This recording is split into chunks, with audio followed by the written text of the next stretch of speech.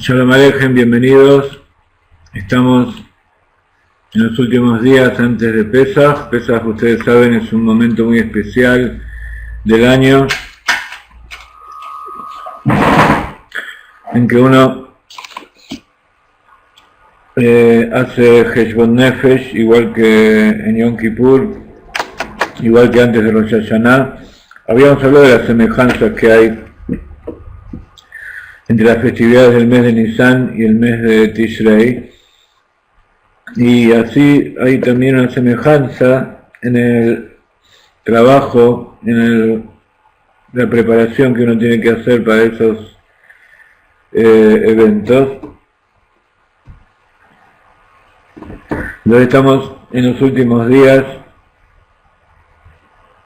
estamos entrando en el día 10 de Nisan.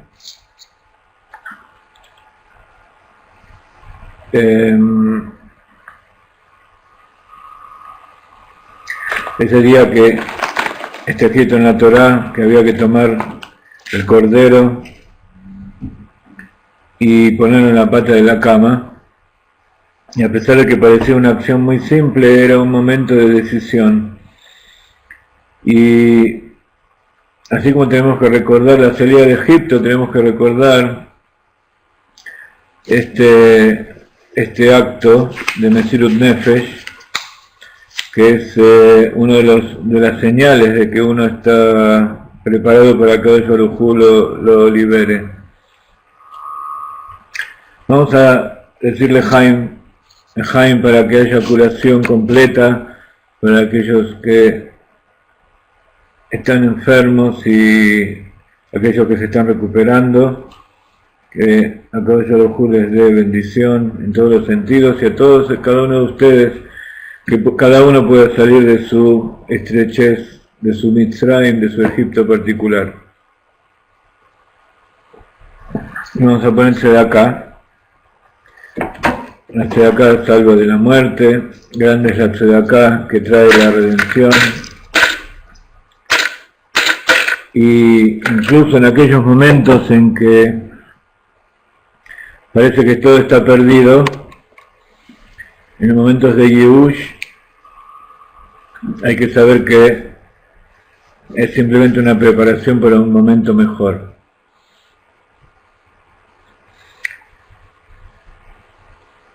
Y hay otros momentos en que uno está muy contento y muy satisfecho de la vida y piensa que ya se terminó la tarea. Esos son lo que dicen los Jajamim, el Nisayón de la pobreza y la prueba de la pobreza y la prueba de la riqueza. Algunos dicen que la prueba de la riqueza es peor que la prueba de la pobreza, en el sentido de que una persona que tiene alguna necesidad, está pobre en algunos de los aspectos de la vida, siente esa carencia y si en determinado momento le pide a Dios. En cambio, una persona que siente que tiene riqueza, que tiene todo aquello que necesita, por ejemplo, que se tiene a sí mismo y con eso es suficiente para resolver todos los problemas, entonces esa prueba del ego es la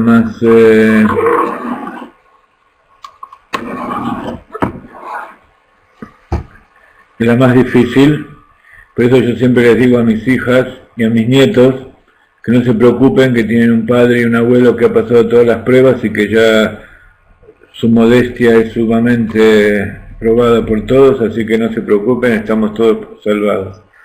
Lejaim, lejaim.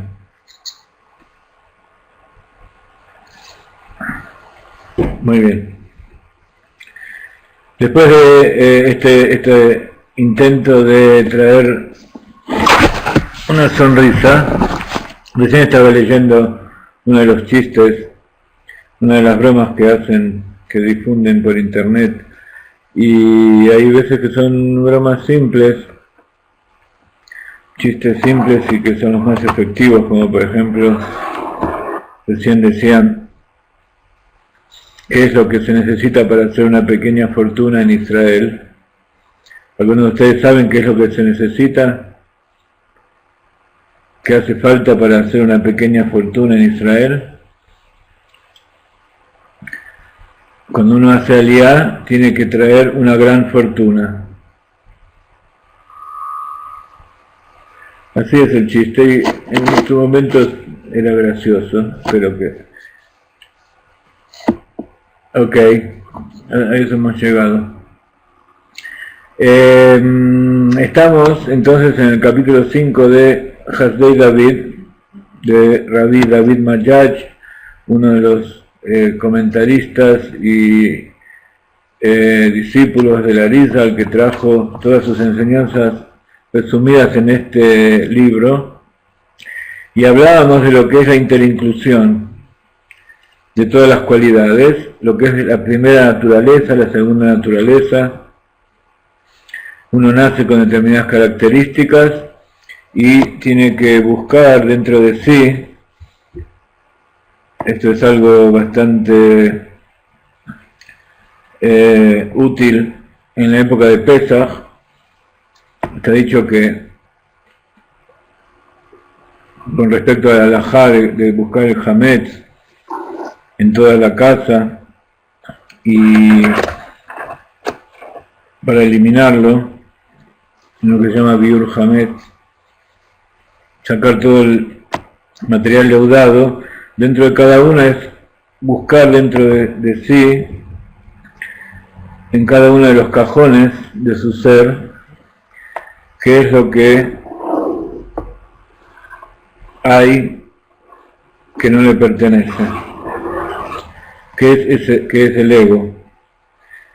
Y ese es justamente el trabajo de refinar la primera naturaleza de cada uno que hablábamos, para encontrar qué es lo que le pertenece al otro y dárselo, y de esa manera eso incentiva al otro a que actúe de la misma manera, entonces el otro también nos da aquello que encontró que es nuestro. Y al hacer eso se produce la unión. Uno de los conceptos importantes que hablábamos y que nos trae el Rab en esta enseñanza es que la verdadera unión no es una vez que está hecha el intercambio y cada uno tiene lo que corresponde, sino que la verdadera unión es cuando se está produciendo el intercambio. Ese fluir de uno al otro es lo que hace la unión, el entretejer las cualidades y ese paso de ir y venir, esa acción de dar y recibir, eso es lo que se llama la unión. Y de esa manera se genera una segunda naturaleza refinada, donde cada uno tiene lo que es suyo. Y por supuesto, este es todo un proceso que a veces lleva, en algunas almas lleva miles de años, de distintas reencarnaciones. Y en general en toda la humanidad, todo este proceso es el refinamiento de Adam Arishon, del primer hombre, que lleva 6.000 años. Uno de los puntos que estábamos hablando en la última clase respecto a esto era el tema de la profecía y del Ruach HaKodesh. Hablamos de la diferencia que había entre la revelación que recibe el profeta, incluyendo la revelación de Moshe Rabbeinu, el más grande de los profetas, y lo que es la revelación del Mashiach. Entonces la Nebuá es algo de arriba hacia abajo, que Akadosh Baruj Hu se nos presenta. ¿Se está escuchando bien? Porque no tengo conectado el micrófono. Ok. Existe la revelación de Akadosh Baruj Hu en el profeta, y todos tenemos nuestro profeta en nuestro interior, y Akadosh Baruj Hu se nos revela. La diferencia entre un profeta perfecto y el resto de las personas es que el profeta recibe claramente y sabe exactamente qué es lo que Dios le está diciendo. Y por otro lado está el Ruach HaKodesh, que está ejemplificado en lo que es el Mashiach. Y uno de los personajes de la Torá que trae este Ruach HaKodesh es Betzalel. Betzalel, del cual estamos hablando, habla está para allá, todas las parshiot que hablan sobre la construcción del templo, hablan de cómo Betzalel tiene dentro de sí imbuido el Ruach HaKodesh, que a Akadosh Baruj Hu le da ese talento para saber cómo tiene que realizar las cosas.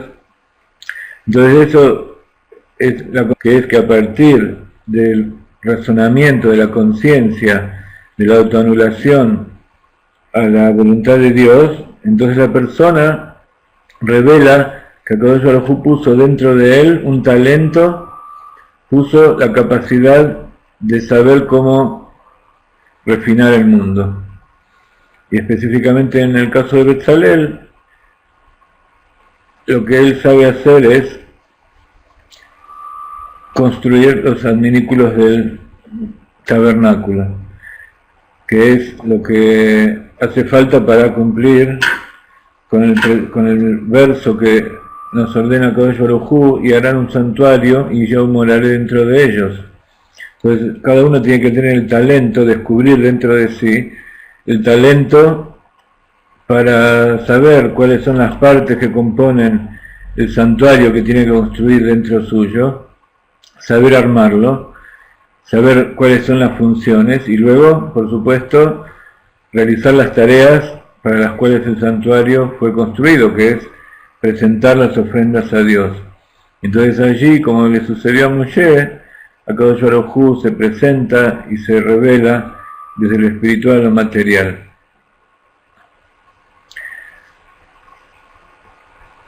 Dice el Rav Ginsburg que el Rambam no diferencia entre lo que es la profecía y el Ruach HaKodesh, pero sí diferencia entre lo que es la profecía y la sabiduría. Dicen los sabios que es preferible un sabio, un jajam, a un profeta. Y un poco por esta diferencia que estábamos diciendo, que el que es sabio tiene el talento para decidir en todo momento qué es lo que quiere Dios y cómo hacerlo. En cambio el profeta está en una actitud más pasiva y necesita esperar que Dios se lo revele para tener ese conocimiento. Ahora, dentro mismo de la sabiduría hay dos tipos de sabiduría. Como está escrito de Shlomo HaMelech, que era el Jajam Mikol Adam, el sabio, el más sabio de todas las personas,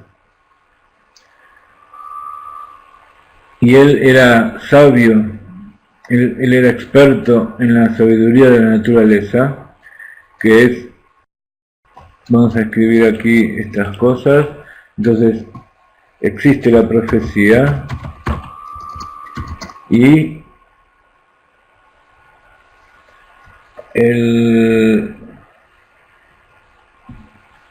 digamos que sería el espíritu divino, pero sería ese instinto sagrado, ese talento sagrado,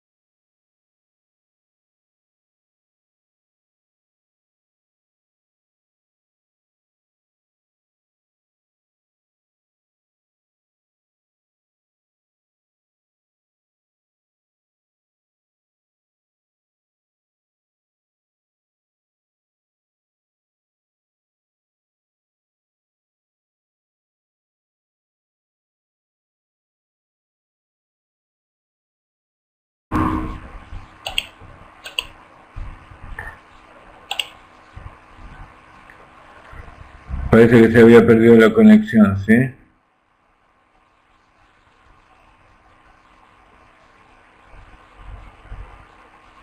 Yo estaba escribiendo algunas palabras y no aparecen. ¿Cuánto tiempo estuvimos sin internet? ¿1 o 2 minutos? No demasiado, ¿no? Bueno, entonces yo estaba escribiendo en el pizarrón. Están viendo aquí que dice profecía y espíritu divino, o espíritu sagrado, mejor dicho,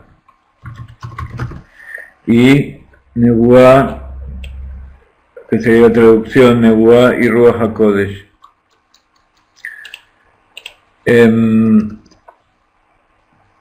Entonces, el Ruach HaKodesh, que dicen los sabios que es preferible al profeta, es la Jochma, o sabiduría, para conocer cuál es la voluntad de Dios.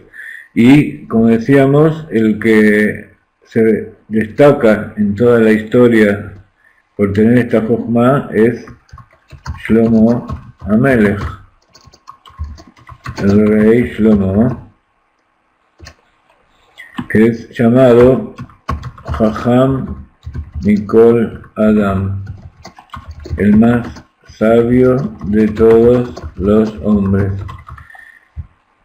Shlomo HaMelech entonces tenía, ¿por qué era el más sabio de todos los hombres?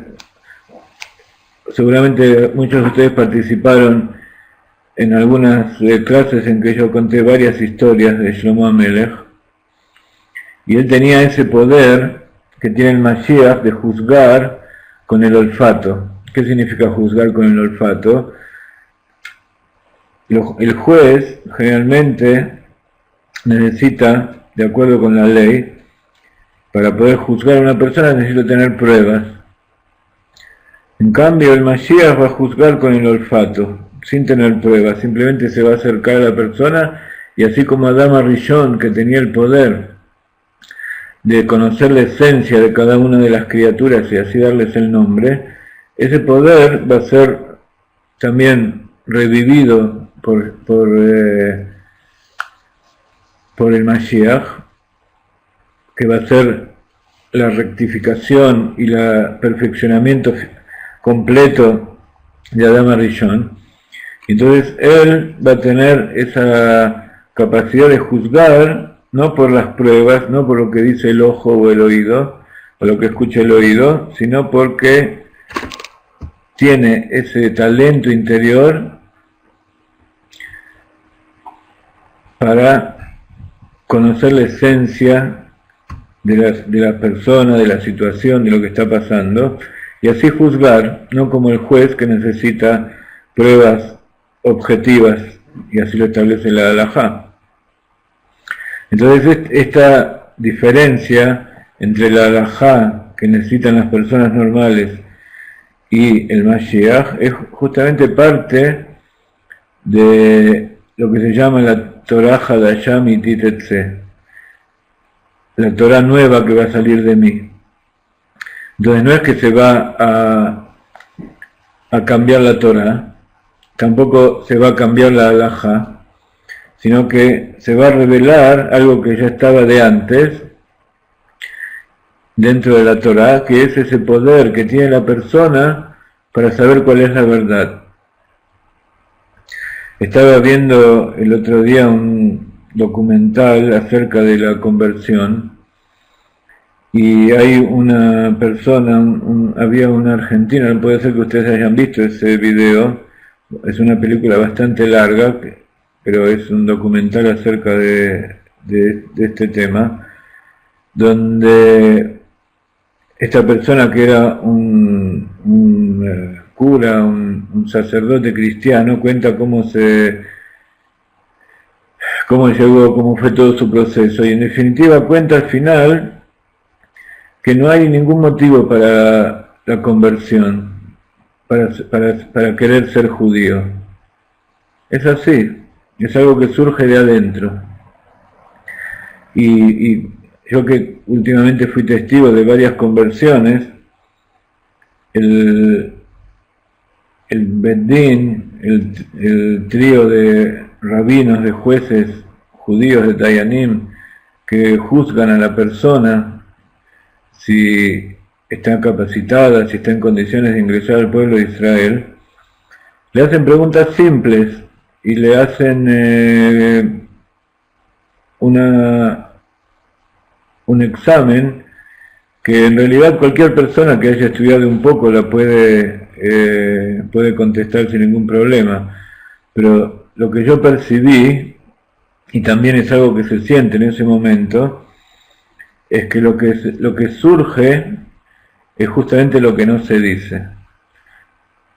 Aquello que está entre las palabras, entre los renglones, como se dice cuando uno lee un libro, leer entre líneas, los gestos y la emoción y toda la preocupación y todo el contexto de la persona que está siendo investigada, eso es lo que el verdadero no está buscando si sabe solamente, si sabe la halajá, si sabe cómo cumplir Shabbat o cómo hacer todas esas cosas, sino que lo que busca es la sinceridad y el verdadero deseo de ser judío. O sea que es algo que no se puede explicar, que es esa alma que hay ahí en el interior. Y un alma no se puede explicar, simplemente sale así y la persona es llevada hacia determinado lugar.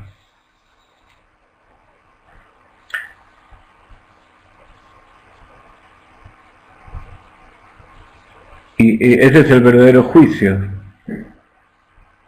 Entonces todo eso no está escrito en la Torá, pero es algo que está implícito y que es el verdadero desequilibrante en la toma de la decisión del juez. Cuando uno va a un juicio común, en general los jueces a veces toman decisiones que están en contra de su propio criterio, porque el abogado le presentó el caso muy bien, a pesar de que el juez sabe que es mentira, pero no puede hacer nada. Las pruebas dicen eso y tiene que juzgar así. El Dayan, el juez judío, cuando está impregnado de ese Ruach HaKodesh, él tiene la capacidad de saber cuál es la verdad, como Shlomo HaMelech, y una vez que sabe cuál es la verdad, entonces busca el camino para que esa verdad sea revelada. Entonces, hay dos tipos de Jochma, decíamos recién, que tenía Shlomo HaMelech. Una es Jochmat Elohim,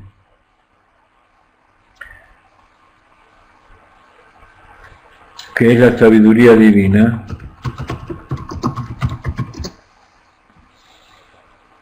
que es cuando se juzga con ese Ruach HaKodesh, con el Espíritu Sagrado,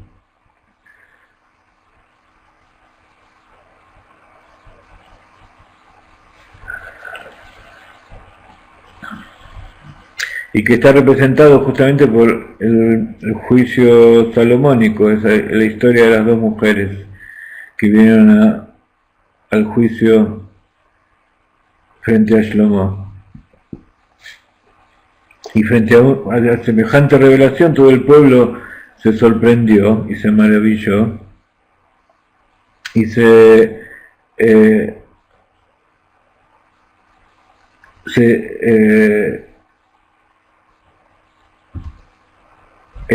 la gente estaba maravillada de semejante revelación, de la grandeza, de la sabiduría del espíritu divino de Shlomo HaMelech, que lo que era justamente su primer juicio. Entonces todos vieron y sintieron que tenía dentro de él ese espíritu divino para que se cumpla la justicia, para hacer un juicio. Entonces en Kabbalah esta sabiduría divina es llamada Jochma Ila'a, sabiduría superior o suprema. Luego está lo que es llamada, entonces esto en hebreo, sabiduría divina se llama Jochmat Elokit, sabiduría divina, la sabiduría superior. Y luego está lo que es llamada la Jochmat Shlomo, la sabiduría de Shlomo, que era, por supuesto, Jochma Tata, la sabiduría inferior, que es lo que nosotros conocemos como ciencia o sabiduría de la naturaleza. Entonces, una es la sabiduría que Dios puso en él, y otra es la sabiduría que él adquirió.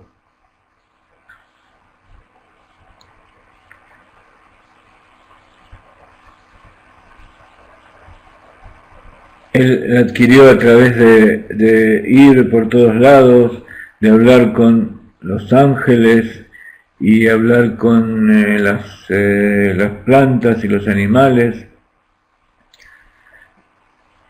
Y así adquirió lo que se llama en Kabbalah la Jochma Tata.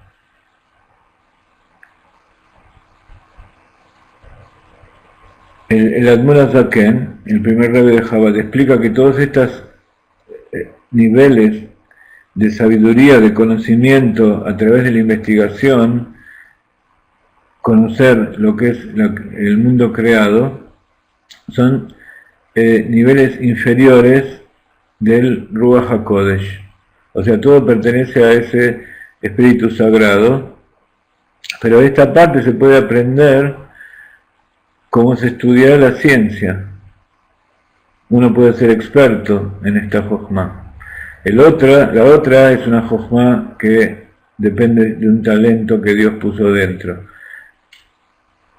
Y los dos conforman lo que se llama el Ruach HaKodesh. Entonces, cuando el investigador también necesita tener esa inspiración divina, esa sabiduría interior para poder investigar la naturaleza. Pero una se adquiere en forma directa, en forma, digamos, instintiva, natural. La otra se adquiere a través de la investigación, el escrutinio y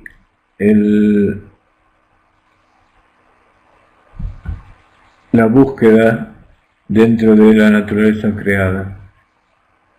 Entonces, estos dos niveles de sabiduría de que tenía Shlomo HaMelech, está escrito que era superior al que tenía Moshe Rabbeinu. ¿Por qué? Porque Moshe Rabbeinu era un profeta. Él tenía la capacidad de que Dios hable a través de su garganta. En cambio, esta es una sabiduría que proviene de un talento que Dios puso, pero que está expresada y llevada a la práctica por el hombre, por la propia sabiduría del hombre. Entonces, así como Shlomo era más grande que Moshe Rabbeinu en ese aspecto, el Mashiach va a ser todavía más grande que Shlomo HaMelech. Entonces, como decíamos la otra vez, el Mashiach va a ser inferior al Moshe Rabbeinu en profecía, va a ser un profeta, por supuesto,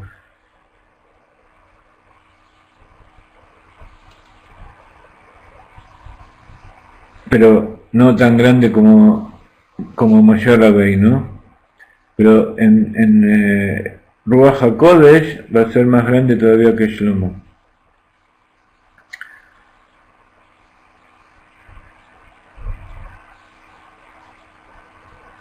Entonces, para resumir, Mashiach va a ser inferior que Moshe Rabbeinu como profeta, pero va a ser mayor que Shlomo HaMelech en su Jochma, tanto en su Jochmat Elokit como, por supuesto, también en Jochmat Shlomo, en la sabiduría de la ciencia.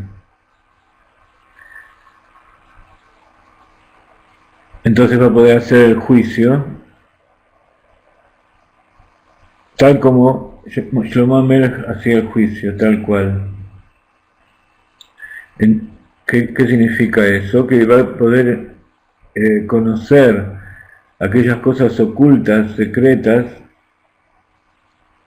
y entonces va a poder llegar a rectificar el mundo con el reino de Akadosh Baruj Hu, lo que se llama Tikkun Olam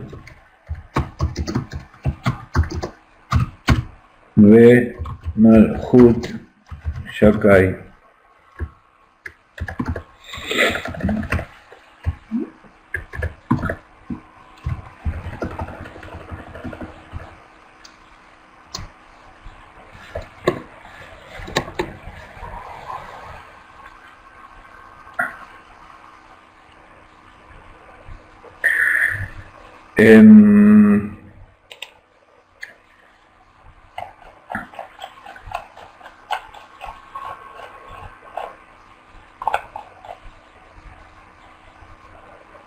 Entonces, todas estas explicaciones que acabamos de dar nos dan una dimensión extra para comprender este fenómeno que se llama Adam Kadmon.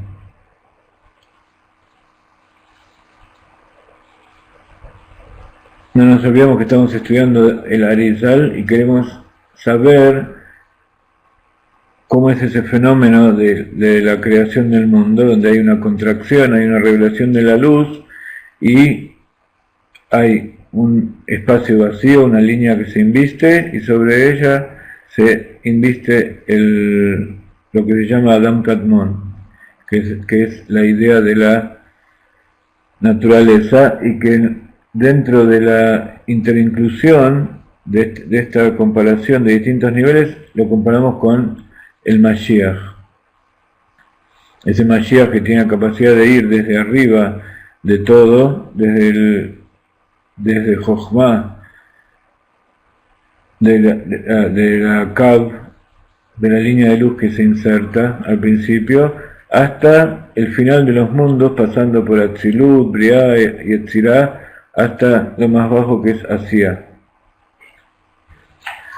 Entonces, cuando explicamos al principio, cuando explica el Hasei David del Arizal, que las piernas de Atzilut no llegan hasta abajo, sino que se contraen, en cambio el Adam Kadmon sí tiene la capacidad de llegar hasta abajo, hasta el mundo material más inferior. Cuando queremos entender de qué se trata, podemos ver la diferencia que hay entre la profecía y el Ruach HaKodesh.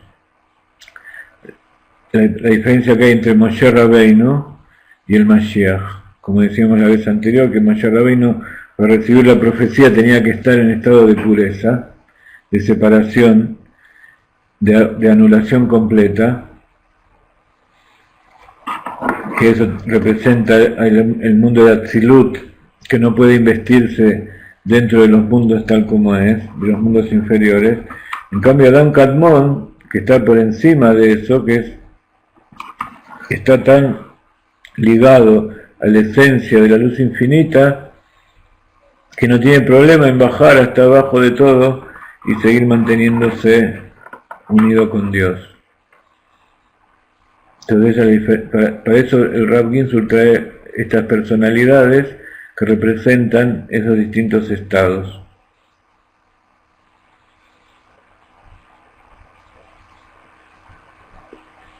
Vamos a poner una melodía para poder incorporar todas estas cosas que vamos hablando, meditar un poco en ellas y luego seguimos.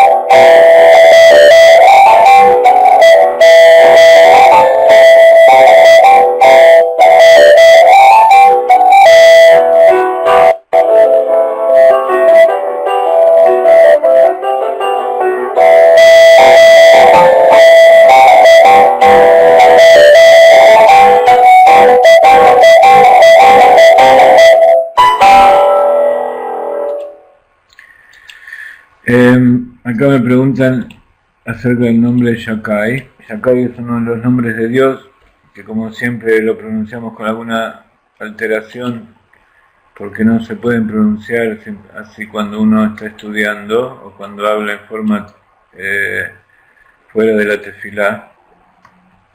Pero si ustedes quieren entender un poco más de qué se trata, los invito a ver en nuestra página. Les pongo aquí el enlace y ahí van a poder entender un poco más lo que es refinar el mundo con el Malhut, el reinado de Shakai. En dos palabras, el nombre de este Shin Dalet Yud significa los milagros ocultos dentro de la naturaleza. Representa a ese, lo que dijo Kadosh Baruj Hu, Shedai. Shin Dalet Yud se puede pronunciar como Shedai. She quiere decir que, y Dai quiere decir basta. Que le dijo a los mundos hasta aquí. Es el que pone los límites a los mundos,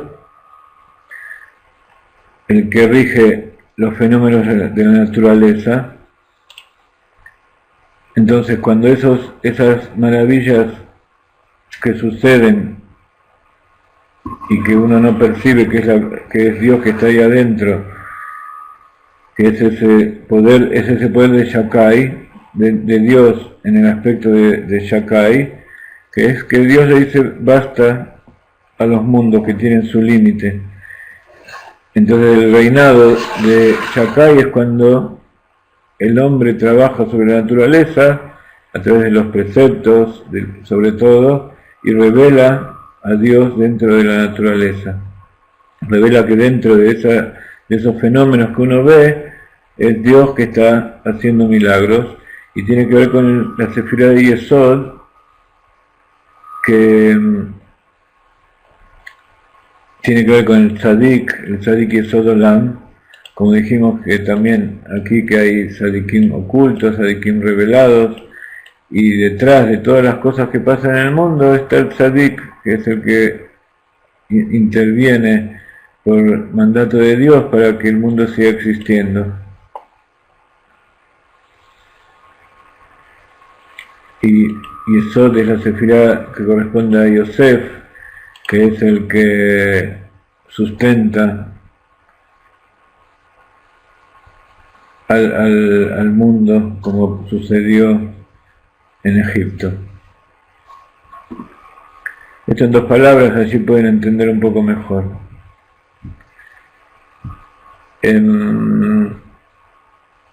Bueno, entonces volvamos a lo que es la segunda y la primera naturaleza, y cómo se consigue, cómo se llega a la primera, pasar de la primera naturaleza con la que uno nació, con la que uno se encuentra en determinado momento, y transformarla en una segunda naturaleza, o sea, adquirir, intercambiar con el otro, darle lo que uno no es de uno y recibir lo que el otro tiene que dar, y así adquirir nuevos hábitos y cambiar los sentimientos, la forma de pensar, las acciones.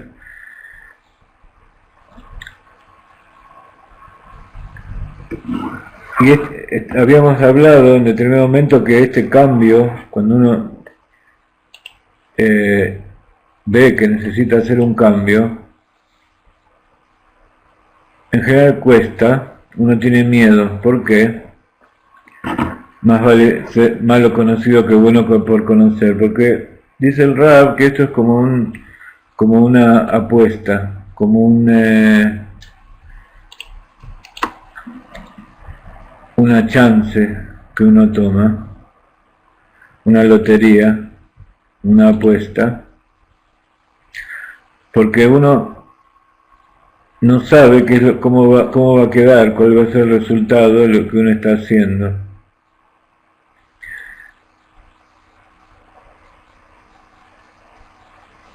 Cada uno en su imaginación, en su forma natural, su personalidad, cree que cada uno nació exactamente como él quería. Y si viene alguien y nos dice que tiene que cambiar, que tenemos que ser alguien diferente, entonces en general uno no acepta. ¿Por qué? Yo soy así, ¿por qué tengo que cambiar? Dios me creó así. Si el que me creó así es porque está bien, ¿por qué tengo que ser otro? Sin embargo, como aprendemos, el trabajo que hay en este mundo es transformar la naturaleza. Y para eso hay que empezar por transformar la propia naturaleza. Y la dificultad es justamente ese pasaje. Cuando uno está en la primera naturaleza o cuando ya pasó a la segunda naturaleza, uno siente cierta estabilidad. Pero justamente en ese pasaje, en ese intermedio, en que no está ni en un lado ni en el otro, cuando tiene que salir del invernadero, de una personalidad determinada para ser alguien diferente, entonces uno siente que es como una apuesta, está arriesgando y no sabe lo que va a suceder.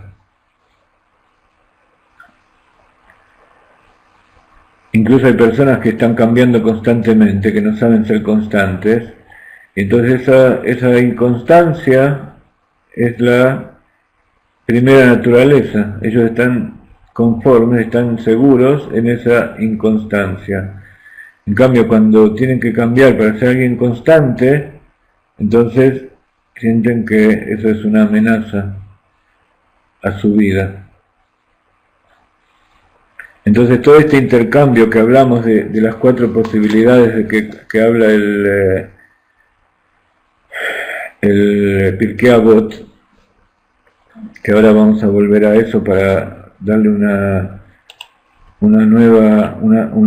finalidad, una finalización. Vamos a tratar hoy de terminar este capítulo 5.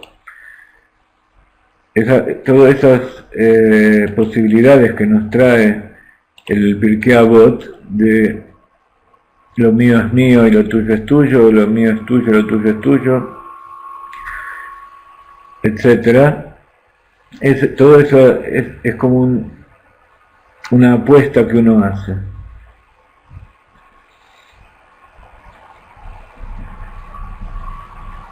¿Qué es lo que está apostando? Que lo que voy a recibir a través del intercambio va a ser mejor que lo que tenía en la situación anterior, antes del intercambio. Cuando uno empieza a comprender de qué se trata, incluso llega a ser algo divertido. Llega a ser ese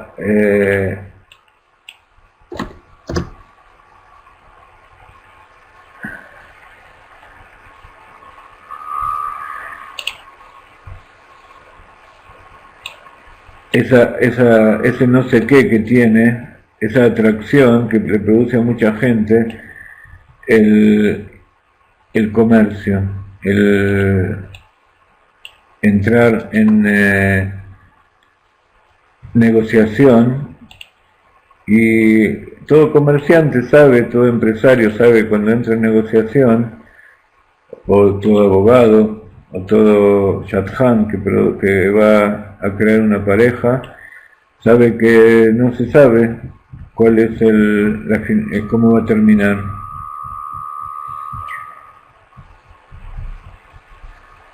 Pero la idea es que cada uno cuando entra en esa situación quiere tener un beneficio.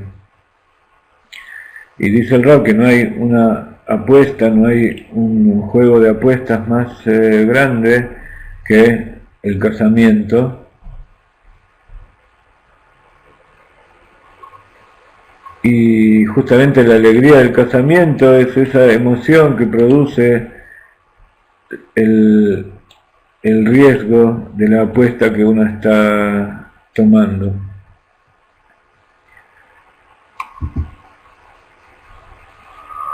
Y cuanto más uno se alegra en ese momento, así es cuando más beneficio va a tener.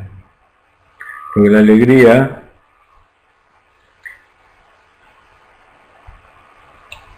es como una demostración de la fe, pero aparte, la verdadera alegría viene cuando ese intercambio es parejo, pero hay una igualdad, una paridad entre en la negociación. Uno da y recibe cosas equivalentes, entonces todos se benefician. Y todos intercambian con todos.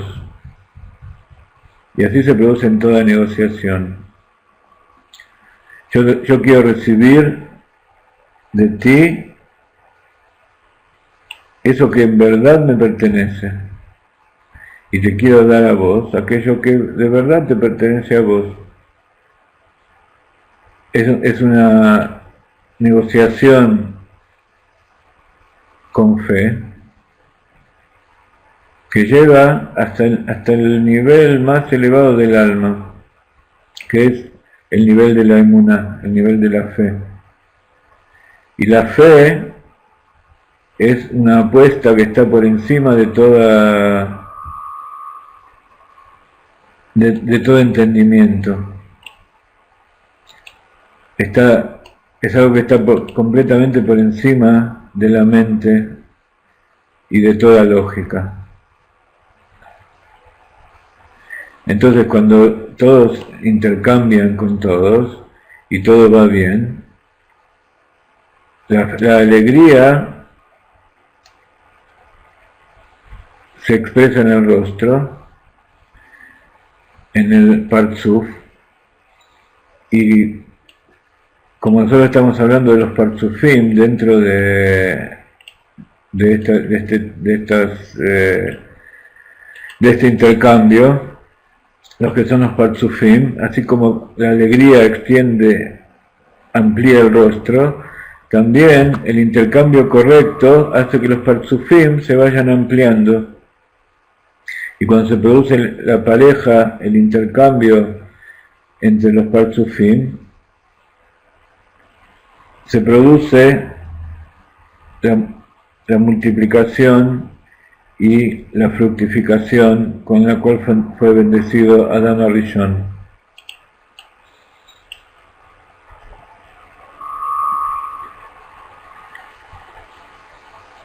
Entonces decíamos que para entender cómo es todo este tema de el intercambio y cuál es la mejor forma en que esta apuesta salga mejor, tenemos que aprender de Pirkei Avot, de las 4 cualidades del hombre.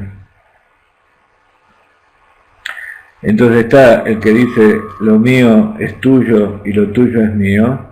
Dice el Pirkei Avot que eso es el Amaretz, es la persona simple y que no sabe mucho. Y aparentemente parecería como esto es la verdadera esencia de lo que es la teoría de grupos, el intercambio y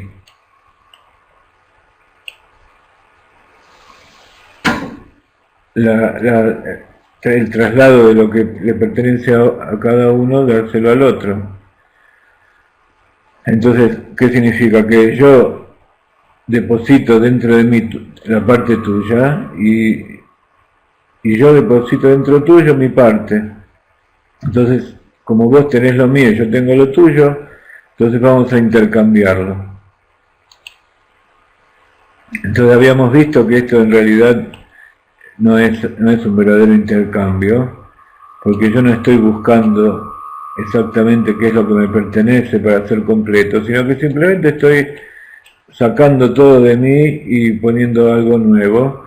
Entonces no estoy haciendo una verdadera segunda naturaleza rectificada, sino que estoy tomando sobre mí tus pertenencias y digamos que no estoy haciendo un adelanto, no estoy haciendo un verdadero intercambio que produzca una unión y fructifique. Simplemente estoy cambiando de lugar, pero al final la situación es la misma. Luego está la segunda posibilidad, que es lo mío es mío y lo tuyo es tuyo. Hay 2 posibilidades, dicen los sabios, una que es la cualidad intermedia del Beinoní, y hay otra que es la cualidad, y otros dicen que es la cualidad de Sedom.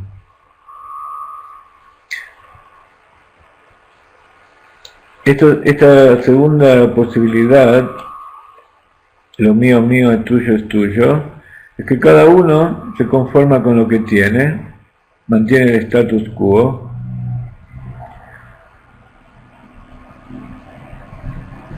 y esto es justamente lo que se caracteriza con la cualidad de Sedom, que cada uno quiere que la naturaleza primera se mantenga, que no haya ningún cambio. El que pertenece a esa cualidad de Sedón, de la ciudad de Sedón que habla la Torá, es la persona aquella que, a pesar de que sabe que tiene cosas que no le pertenecen, que tiene cualidades que no son correctas, de todas maneras no tiene ninguna intención de cambiar. Pero dicen los sabios que esto mismo, lo mío es mío y lo tuyo es tuyo, es una cualidad intermedia, quiere decir que esa cualidad intermedia es algo bueno. ¿Cuándo esto es bueno y cuándo esto es malo? ¿Cuándo es la cualidad de Sedón? No podemos decir que uno es verdad y otro es mentira. Ambos son palabras del Dios viviente. Quiere decir que esta cualidad de lo mío es mío y lo tuyo es tuyo puede ser una cosa y la otra, pero ¿cuándo es uno y cuándo es otro? Es Beinoní cuando esto crea una situación intermedia en el alma. ¿Qué significa esto? Que se produce una estación intermedia, pero no es el final de la situación. O sea, lo mío es mío y lo tuyo es tuyo, no es lo que se pretende que sea la segunda naturaleza, sino que es una situación intermedia, que es lo que decíamos antes, entre una naturaleza primera y naturaleza segunda, donde cada uno reconoce qué es lo suyo, y entonces está en ese proceso de negociación, de intercambio. Cuando nosotros hablamos de las sefirot, para entender esto, la sefirá, cuando nosotros hablamos de interinclusión de todas las sefirot, hay un momento en que la sefirá, digamos, si la queremos asociar con un ser humano, está pensando en sí mismo. Entonces cuando piensa en sí misma dice, lo mío es mío y lo tuyo es tuyo. Pero para que esto sea una cualidad intermedia en el alma, una cualidad de tránsito, esto tiene que tener el sentido de tratar de crecer, tratar de madurar y tratar de salir de esa situación para llegar a una cualidad ajena. Entonces, estaba en la situación de Amaretz, de la persona simple que no entiende, que piensa que lo mío es tuyo, que lo mío es tuyo y lo tuyo es mío, pasa por esta situación intermedia en que se da cuenta que no, que lo mío es mío y lo tuyo es tuyo, pero no para quedarse ahí, sino para avanzar a una situación más rectificada y madura, que es esa segunda naturaleza, que es que lo mío es tuyo y lo tuyo es tuyo. Entonces, cuando lo mío es mío y lo tuyo es tuyo es una situación estática que termina ahí, es cualidad de Sedón. Pero si uno lo interpreta como un paso intermedio para salir de esa primera situación de lo mío es tuyo y lo tuyo es tuyo, lo mío es tuyo y lo tuyo es mío, que es completamente una situación viciosa, que es, como dice el Rab, es uno de los motivos por los cuales los kibutzim en Israel se desintegraron y la sociedad comunista, socialista, se cayó la barrera, el telón de acero y todas las pruebas en ese estilo fueron cayendo, porque es imposible que haya una persona que sienta que no tiene nada de él. Entonces se genera esa dicotomía dentro de la sociedad donde hay personas que por un lado piensan que no tienen nada de ellos, que no tienen nada en su interior que rectificar, o que no tienen, no tienen derecho a tener nada. Y por otro lado están aquellas personas que piensan que esa sería la situación de lo mío es tuyo, y por otro lado están aquellas personas que piensan que lo tuyo es mío, que son los que al final quedan dominando la situación. Entonces, hay que salir de esa situación inicial. Cuando uno se encuentra allí, tiene que pasar obligatoriamente por ese estado de reconocer qué es mío y qué es tuyo, para poder llegar a la rectificación final de saber que lo que es mío es tuyo, y lo que es tuyo, está allí.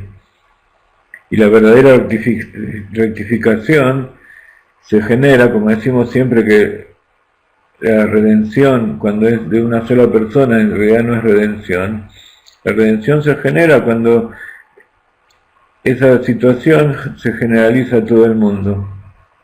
Entonces, ese acto de yo dar sin querer recibir nada, produce que en el otro también pase lo mismo. Y entonces así cada uno reconoce qué es lo que tiene en su interior y se lo entrega al otro, y el otro recibe sin haber pedido.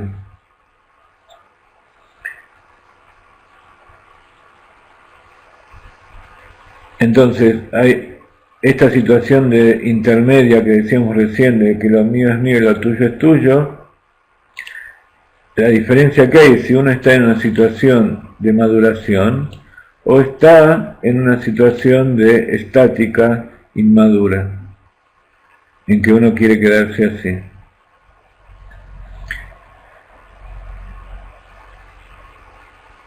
Por supuesto, la situación a la que queremos llegar es esta que decíamos recién, Sheli, Shelha, Shelha, Shelha.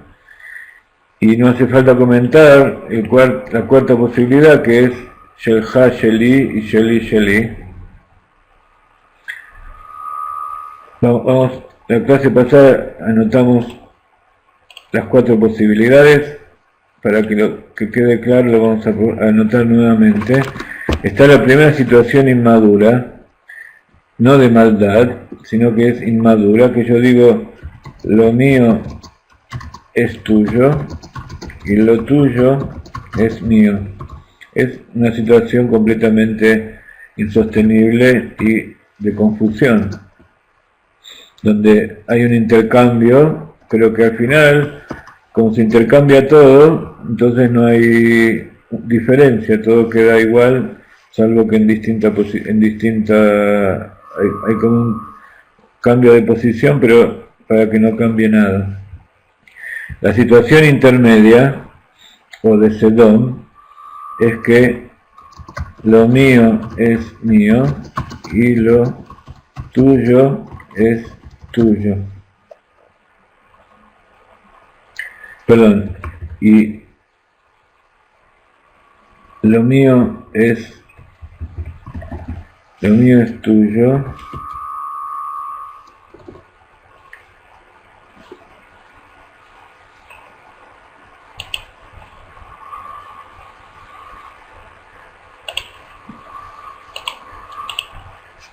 lo mío es mío, estaba bien como lo puse, lo mío es mío, lo tuyo es tuyo, que si es una situación estática y se queda allí,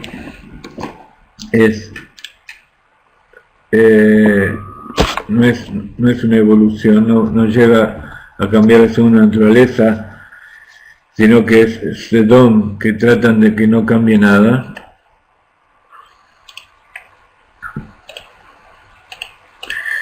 Y si es una situación intermedia, entonces sí es una situación de maduración para llegar a esta tercera etapa, en que lo mío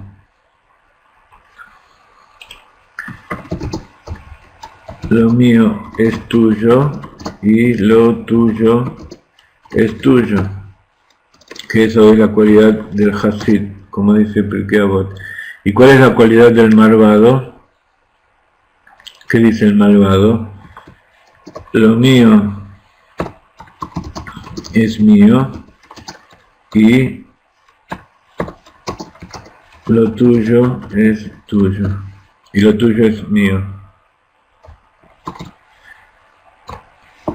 Hay otra Mishnah de Pirkei Avot que nos dice que hay personas que dan, pero por otro lado no quieren que los otros den. Dentro de estas distintas posibilidades está el que da y está el que deja dar. Entonces, está aquel que no da y no deja dar, está aquel que da y deja dar, y está aquel que no da y no deja dar. Entonces, eso también se puede encuadrar dentro de estas 4 posibilidades, y esta última sería aquel que no da y tampoco deja dar. Pero, de todas maneras, esta tercera posibilidad, que es la que dice Pirkei Avot, que es del Hasid, es la que uno trata de llegar. Y como se acuerdan el cuadro que habíamos hecho, ese es el principio que se aplica para que se llegue a la rectificación de todos estos niveles. Y les recomiendo que repasen un poco todo este capítulo 5, porque en el capítulo 6 vamos a ir bastante más lejos en este tema del intercambio. Entonces, si tienen el concepto dentro de ustedes de lo que significa cada cosa y lo que significa el intercambio correcto, entonces van a poder seguir avanzando.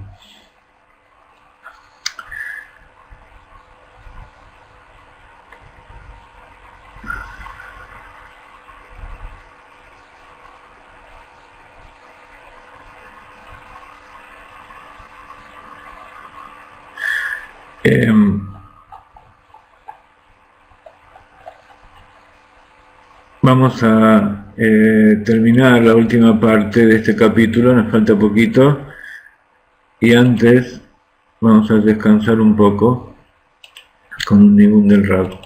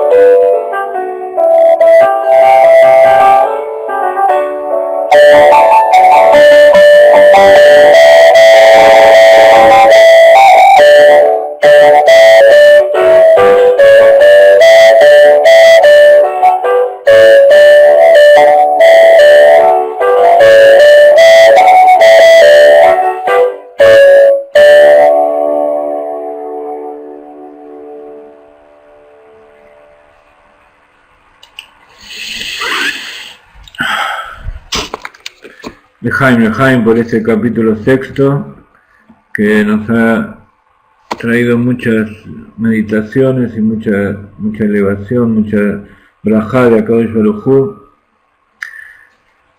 cuando estudiamos estas cosas, no simplemente uno tiene que sentir esa felicidad interior, sino que tiene que sentir también que a su alrededor se producen cambios. Que esto que uno estudió aquí no es simplemente un juego intelectual, sino que producen cambios, incluso cambios que a veces uno no espera o no se imagina que pueden suceder, o que no suceden en semejante magnitud, pero tiene que existir, todo esto es para que exista una modificación física, visible, tangible, en el mundo que nos rodea.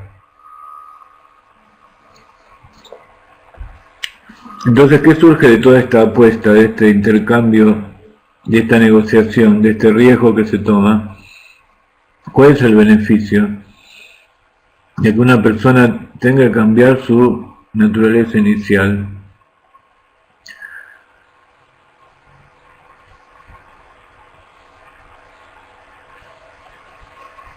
En la naturaleza inicial hay una interinclusión de todas sus cualidades internas, de todas sus sefirot, de todas sus emociones.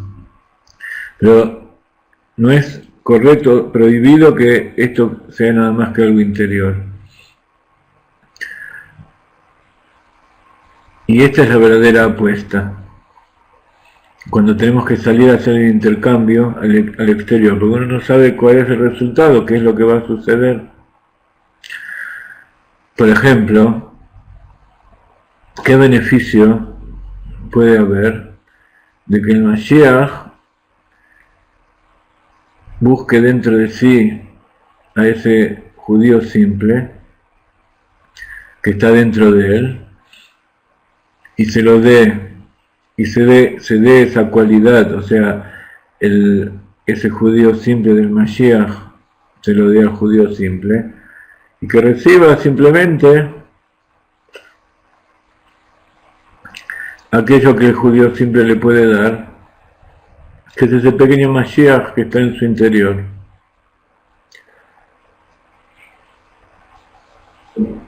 ¿Qué diferencia hay? ¿Qué es lo que yo gané de todo eso? ¿Y por qué a este intercambio lo llamamos zibug o pareja? Un intercambio, un apareamiento. Para entender esto tenemos que recordar aquella historia que contamos acerca del Rebbe Rayat, no sé si se acuerdan, en los días de la Segunda Guerra Mundial, cuando estaban en el refugio en Varsovia, la capital de Polonia, estaban todos juntos, cientos de judíos, y el Rebbe, allí en medio de todos los judíos simples, alejados de la Torah completamente, y de repente cayó una bomba sobre el techo del refugio, y todos gritaron junto con el Rabbi, Shema Israel. Salió, cuando el Rebbe dijo Shema Israel, todos gritaron. Explicamos que el Rebbe es un alma general, es el yejidá del alma, y cuando se revela esa yejidá del alma, en forma espontánea se revela el yejidá del alma de todos los que estaban allí en el refugio. Entonces, si vemos esta historia de acuerdo con lo que estuvimos explicando, uno puede escuchar esta historia y revelarse un poco con lo que está significando. El Rebbe, a pesar de que es un gran hombre, incluso con el nivel de Mashiach, pero ¿por qué le está robando a ese judío simple ese Shema Israel que es de él? ¿Por qué? ¿Qué quiere decir robando? de ese judío simple surgió un Shema Israel, pero nosotros estamos diciendo que en realidad surgió porque estaba el Rebbe ahí.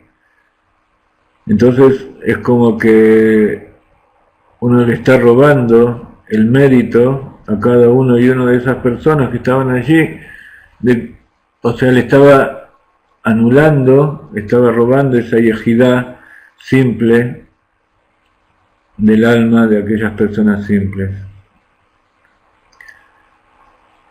Esto se llama rebelarse frente a un sipur hasidí. Muchas veces uno escucha una historia hasídica y uno dice, no estoy de acuerdo, ¿por qué tiene que ser así?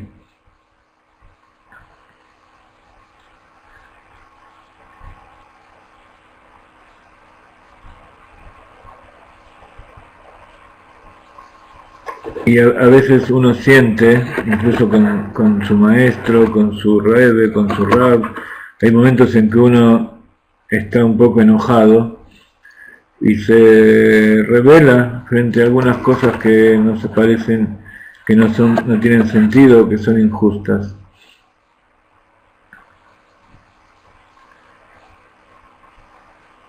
Esto es lo que llamamos el intercambio. Este intercambio del Shema Israel que gritó ese judío simple, ese es el punto de Mashiach que hay en él. Y esa es su naturaleza primera. Entonces, lo que surgió aquí es que se reveló primero el Mashiach que hay en cada uno y uno de ellos. El Rebbe acá es el Mashiach general. Y en cada uno y uno se despertó esa chispa de Mashiach que hay en su interior.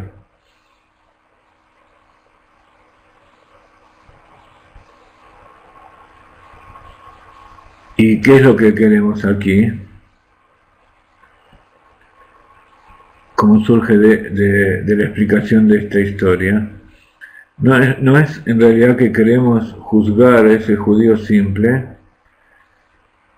sino que ese judío simple de verdad reconozca y sienta que esa chispa de Mashiach que se revela en ese momento dentro de él, en realidad no le pertenece a él, sino que le pertenece al Rebbe. Y con respecto al Rebbe, si lo vemos desde el punto de vista del Rebbe, podemos decir lo mismo. Seguramente en ese momento el Rebbe, sentado allá en el Miklat, él se sentía como un judío simple, es decir, sentado entre toda la gente, sin posibilidad de hacer ninguna cosa especial, sentados como todos esperando salvarse de las bombas.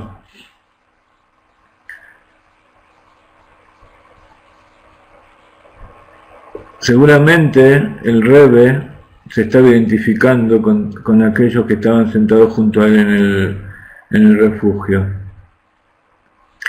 Y no solamente que él sentía que amaba a todos, sino que sentía que no era mejor que todos los demás, que todos aquellos judíos simples que nunca habían cumplido con los preceptos hasta ese momento.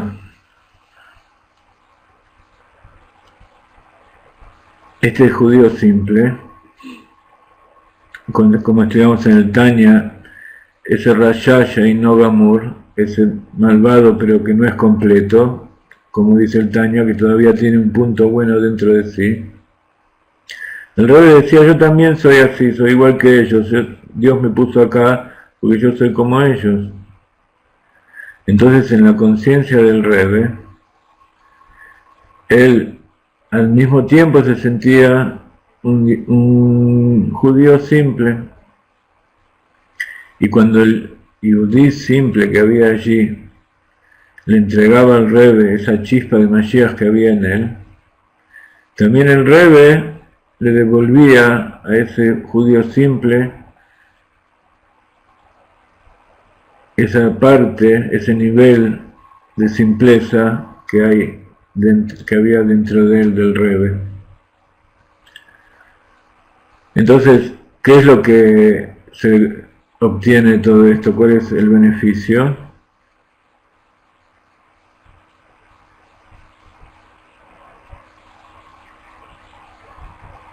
Se obtiene algo que nombramos durante el transcurso de esta charla y de todas las charlas anteriores, que es la revelación de algo constante, de la permanencia, de la firmeza. La chispa del Mashiach en ese judío simple, a lo mejor se podía revelar una vez en toda la vida. También ese judío simple que estaba dentro del Rebbe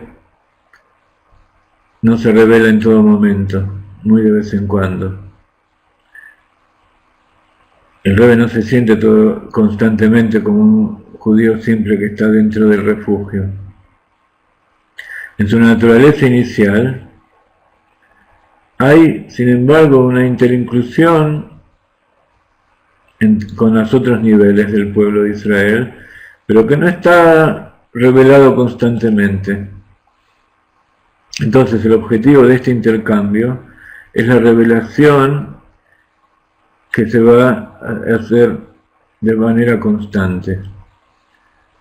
Uno reconoce dentro de sí, pero lo que se produce a través de ese intercambio es que esta revelación no sea algo transitorio, sino que sea algo permanente.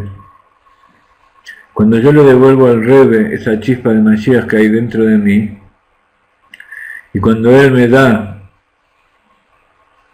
esa chispa de judío simple que hay dentro mío, eso se transforma dentro de mí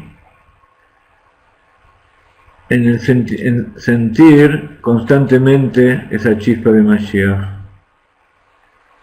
El Rebbe me hace a mí un sheliach, me hace a mí un mensajero, un enviado, y entonces eso me transforma a mí en un Mashiach revelado también. Y cuando yo le doy al Rebbe ese Mesirut Nefesh, esa entrega del alma que hay dentro de mí, que se revela una vez en la vida, entonces ese Mesirut Nefesh se transforma en algo de él. Y dentro del Rebbe se revela y se hace en forma constante revelado ese judío simple que hay en él.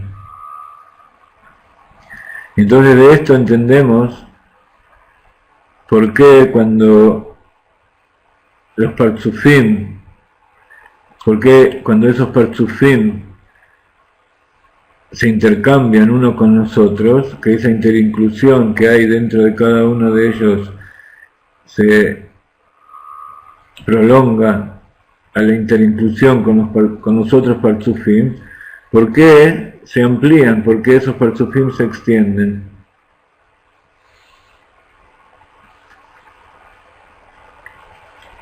Porque se produce una revelación de la luz.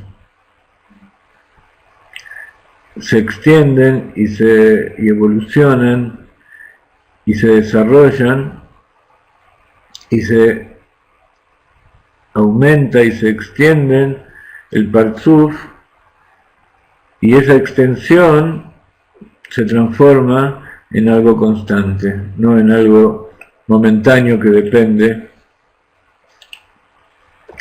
de una situación extrema o una situación única en la vida. Entonces, hasta ahora, en este capítulo, que aprendimos muchas cosas importantes para poder interincluir y para poder comprender por qué todos los conceptos que estuvimos estudiando hasta ahora en Hatei David,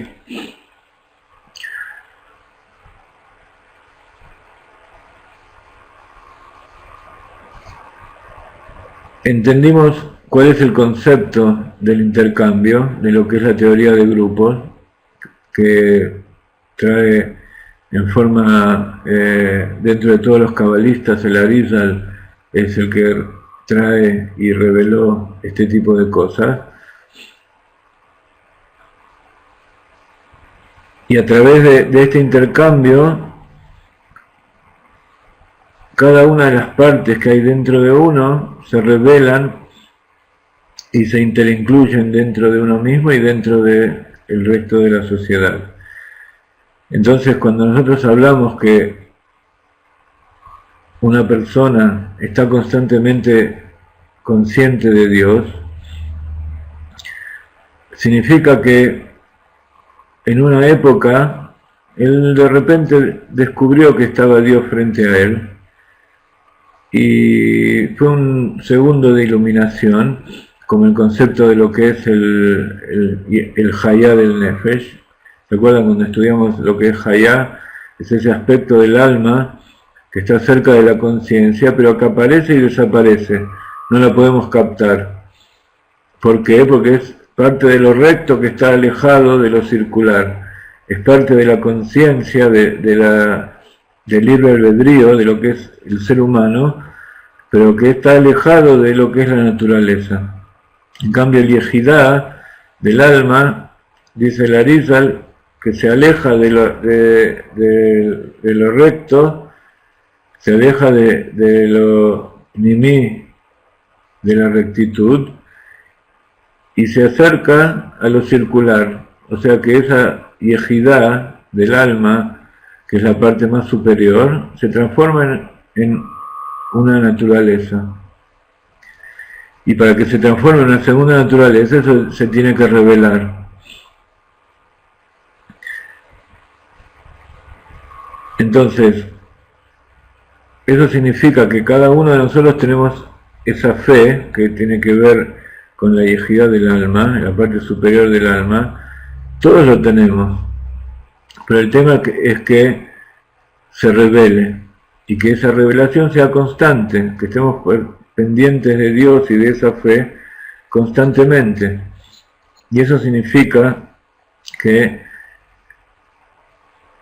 el Yehidá se alejó y se unió a la naturaleza, se unió a la circular, se hizo algo natural, se hizo una segunda naturaleza. Y eso es lo que sucede cuando uno se conecta con el Rebbe, como vemos aquí. El Rebbe tiene la capacidad no de robarnos lo que hay dentro nuestro de Mashiach, sino al contrario, a revelar y mostrar que eso no nos pertenece, sino que es parte de Dios, que esa parte de Mashiach es el Rebbe, es esa alma general de toda la generación. Y eso es lo que significa: lo mío es tuyo y lo tuyo es tuyo. No me estás sacando nada, porque todo lo que vos obtuviste de mí no era mío, era tuyo.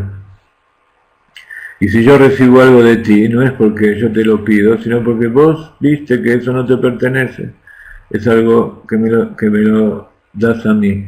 ¿Cómo yo me doy cuenta que me pertenece a mí? Porque justamente también, porque vos me lo estás dando. Ese mismo intercambio, esa unión que se produce por el intercambio, hace que yo reconozca que lo que hay dentro de mí sea verdaderamente mío. Y eso es lo que acá hace mucho hincapié el Rab en que esto es el zibuk, es la pareja, que la apuesta más grande es la pareja. Y entonces el trabajo de cada uno que hay en la pareja es revelar lo que hay dentro de uno que le pertenece al otro. Entonces, cuando uno revela dentro de uno lo que tiene del otro, el otro se siente identificado y siente esa necesidad de unirse y devolverle al otro también.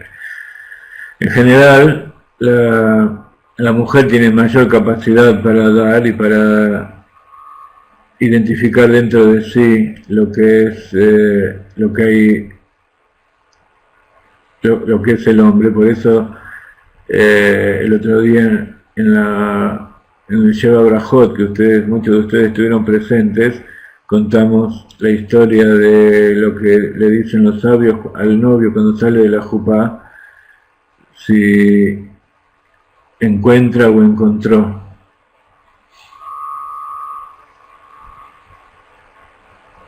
Porque la novia, la esposa, es el espejo donde él se mira, y la novia ¿qué es el espejo? El espejo devuelve todo lo que le dan. Y esa es la mujer. La mujer refleja exactamente lo que es el marido. Entonces, esto que estamos estudiando aquí tiene un montón de consecuencias y meditaciones para hacer en todos los ámbitos de la vida. Y una de las enseñanzas es que muchos nos piden al pueblo de Israel que pongamos que pongamos la otra mejilla, que siempre seamos los que soportemos y nos dejemos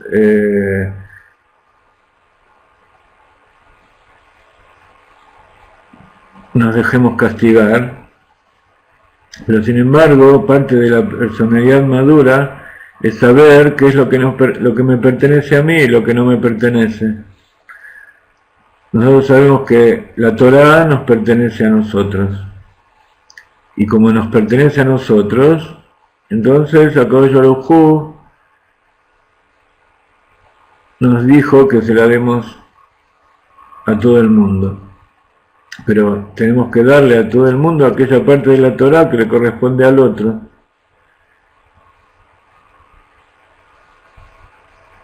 Y entonces, si nosotros identificamos qué es la parte de la Torá que nos corresponde a nosotros, y identificamos qué es lo que le corresponde al otro, al resto de los pueblos, si se la damos, entonces el resto de los pueblos van a sentir la necesidad de también corresponder con la misma moneda, y no estar constantemente agrediendo al pueblo de Israel para que le dé lo que ellos consideran que les corresponde. Entonces, ese es uno de los motivos por los cuales el Rebbe dijo que cuando el pueblo de Israel defiende la tierra de Israel, todos los pueblos lo vienen a ayudar.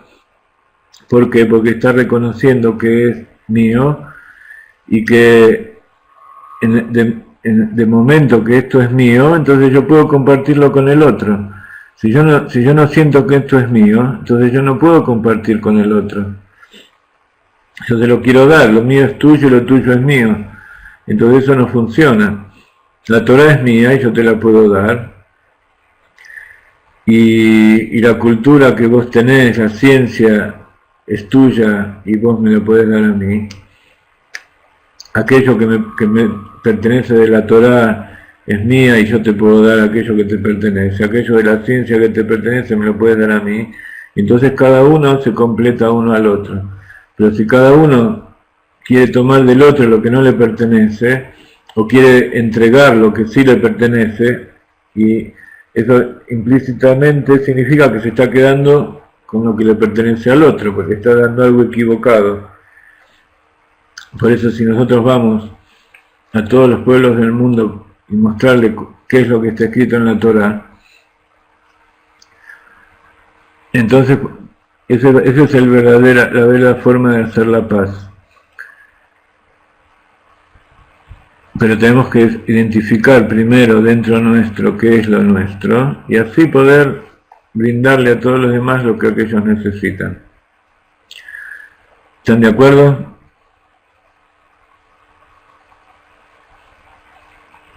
Ok, entonces si estamos de acuerdo, nos vamos a despedir por hoy. Esta semana les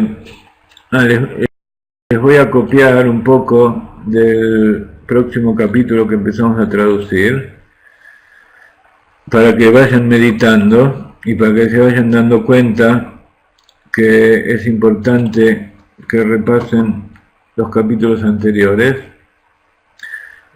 Vamos a tratar en la medida de lo posible de producir más resúmenes y más transcripciones. Vamos a poner esto durante la semana en el web para que ustedes lo puedan ir viendo.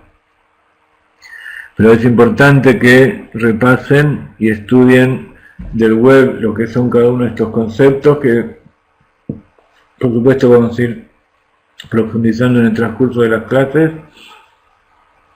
Pero lo que tienen que tener claro de hoy, de este capítulo 5, es lo que significa la primera naturaleza y la segunda naturaleza, que lo importante es llegar a la segunda naturaleza a través del intercambio, y que ese intercambio tiene que ser no solamente interior, sino que tiene que ser también con el exterior, que tenemos que producir un efecto a nuestro alrededor, y eso se produce a través de revelar dentro nuestro aquellas cosas que están dentro, que pertenecen a la otra persona. Entonces así el otro se identifica con nosotros y se produce la unión. Y la unión máxima es la unión con Dios. Esta pareja de hombre y mujer, de masculino y femenino, se produce también con Dios. Cuando nosotros revelamos dentro nuestro que todo lo que tenemos es de Dios y revelamos aquella parte que nos pertenece a nosotros, que es nuestra tarea aquí en la tierra, entonces Akadosh Baruj Hu también se nos revela de la misma manera, y si nosotros tenemos mucho de Dios adentro para darle, se imaginan todo lo que Dios tiene dentro de él para darnos a nosotros. Así que también por un sistema de negociaciones y conveniencias siempre es bueno sentir que lo mío es tuyo y lo tuyo es tuyo. Diariamente les vamos a ir mandando los enlaces de las clases de esta semana, porque como estamos en los preparativos de Pesaj, no sabemos exactamente cuáles son las clases que vamos a ver. Vamos a tratar por mi lado de dar todas las clases posibles. La otra semana de Pesaj, ahí sí va a haber menos, mejor dicho, va a estar más improvisado el tema, así que estén pendientes constantemente. Vamos a tratar de mandar avisos, pero de todas maneras les deseamos que tengan todos una buena semana, que todas las bendiciones que ustedes nos envían, tanto en forma material como en forma espiritual, y con tanta fuerza y sentimiento, que eso se refleje y les llegue a ustedes multiplicado muchas veces, y que Baruch Hashem podamos cumplir el deseo de Akadosh Baruj Hu, que nos ordenó de hacer una morada para Dios dentro de nuestro corazón, y que se revele en la práctica con el Beit HaMikdash en Jerusalén, y que todos vengamos con el Mashiach en la redención verdadera a hacer nuestros sacrificios, y que el Pesaj de este año sea en Jerusalén con el Mashiach y con todos los queridos que vuelvan en la redención definitiva y verdadera. Shalom Aleichem, bienvenidos, bendecidos a todos de la tierra de Israel.